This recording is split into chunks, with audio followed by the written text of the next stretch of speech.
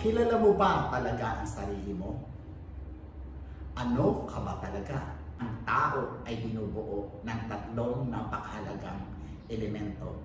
Ito ay ang katawan, kaluluwa at espiritu, or the body, the soul, and the spirit. Ang katawan po sa kanyang mga nararanasan sa kanyang paligid ay masyadong nakakaapekto sa kaluluwa ng tao. O maging ang ating pong espiritu, kung ito po ay buhay, ay mahalaga din ang magagampanan upang maapektuhan niya ang kaluluwa ng isang tao.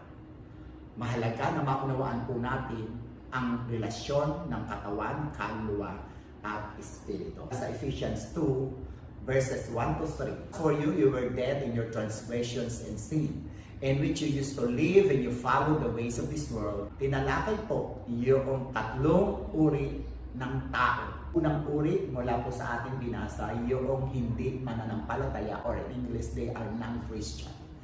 Sino po yung mga non-Christian na ito o hindi mananampalataya? So mula po sa salita, sila po ay walang pananampalataya sa Diyos. Sila po yung mga taong yan.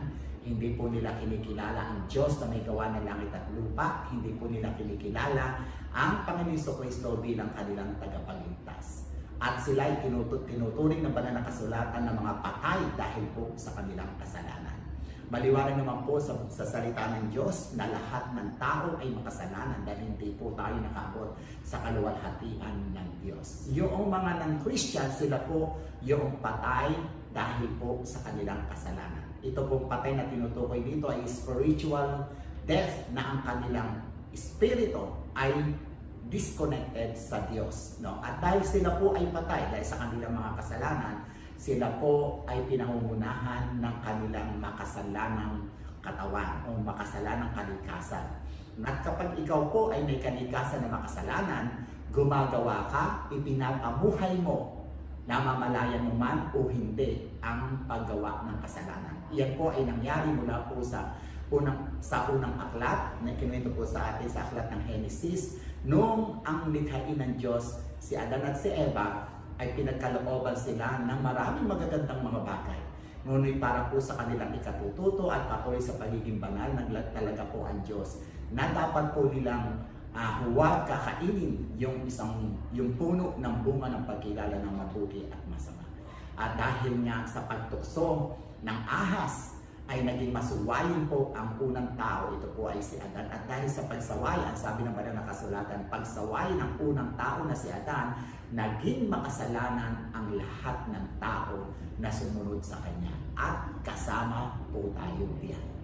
At dahil sila po ay makasalanan, impluensyado po sila ni Satanas, at sila din ay impluensyado ng mundong ito. Ang salibutan pong ito mula po sa banal na kasulatan, ang sabi ng banal na kasulatan ay pinangungunahan ng prinsipe ng sanlibutan. Ito po ay walang iba kundi po si Satanas, at kasama niya po ang kanyang mga kampon. At malakas po ang impluensya nila sa mga hindi mananampalataya. Ang pag-impluensya nila sa mga hindi mananampalataya ay magdudulot sa kanila ng pagsuway sa mga bagay na gusto po ng Diyos. At dahil dyan, ang sabi ng banal na kasulatan, ang sabi na ating binasa, at you were dead in your transgressions and sin, in which you used to live, and you followed the ways of this world and of the ruler of the kingdom of the air, the spirit who is now work in those who are disobedient. No? At dahil sa sila ay pinangungunahan ng impluensya ng kaaway ni Satanas, pati na ng kanyang mga kampon, at siya ay namumuhay na isang makasalanan. Ang sabi po na Ephesians 2 verse 3, gratifying the cravings of our flesh and following its desires and thoughts, like the rest we were by nature deserving of wrath. Na ang mga taong ito na hindi mananampalataya, ang sabi ng banal na kasulatan, sila ay tunay na napapahamak. No, they deserve wrath because of what they are doing. No, yan po yung ibig sabihin ng unang uri ng mga tao, non-Christian. Ang ikalawa pong uri ng tao ay worldly Christian naman po. You are still worldly, for since there is jealousy and quarreling among you, are you not worldly? Are you not acting like mere men? No, so makikita natin dito na ang kausap ng ating Apostol Pablo ay walang iba kundi yung mga mananampalataya sa Korinto. At ang turing sa kanila, ang tawag po sa kanila ni San Pablo ay mga worldly Christian. Sila naman po yung mga tao. Sino po ba sila? Sila yung mga tao na nanampalataya, no? Nanampalataya sa pangalan ng Panginoon Jesucristo. Ngunit ang kanila naman mga buhay ay nadudominahan ng kasalanan. Yung dati nilang likas na makasalanan bago nila panampalatayanan ang Diyos sa pamamagitan ni Jesus, iyon pa rin ang namamayani sa kanilang mga buhay. Kaya nga sa isang versikulo sa banal na kasulatan ay tinuturing silang babes in Christ, mga baby, mga sanggol pa sa pananampalataya, o sa ibang salita ang tawag po sa kanila ay immature, no? Hindi pa sila perfectong tunay, at bagamat sila ay nakakilala sa Panginoon Jesucristo, naunawaan nila na dapat sila manampalataya sa Panginoon Jesucristo bilang kanilang Panginoon at tagapagligtas, ang kanilang buhay ay dati pa rin buhay. Kaya nga sabi dito ni Pablo, are you not acting like mermen, no, na pangkaraniwang tao?